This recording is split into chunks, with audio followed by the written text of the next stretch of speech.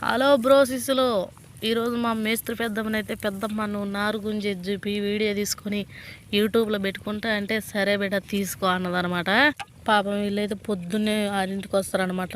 మళ్ళీ సాయంత్రం ఒక్కోసారి చీకటి కూడా పడిద్ది అనమాట. పొద్దుగూకులు కూడా వంగి పని చేస్తూనే ఉంటారు. మనమైతే ఒక 2 నిమిషాలు వంగి పని చేయమంటే వామ్మ నడువు నొత్తుంది మాకు అని అంటాం. కానీ వాళ్ళైతే పొద్దుగూకులు కూడా వంగి నాటేస్తూనే ఉంటారు. కానీ వీళ్ళు మాత్రం మంచిగా అలానే పని చేస్తూ ఉంటారనమాట.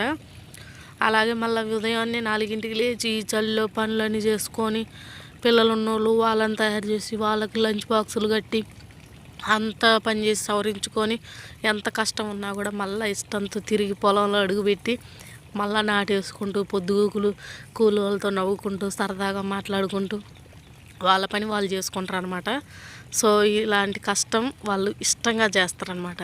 అందుకే ఎప్పుడైనా పెద్దోళ్ళు అంటారు, కష్టంతో చేసే పని కూడా ఇష్టంతో చేస్తే అది చాలా సులువుగా ఉంటుందని. సబ్స్క్రైబ్.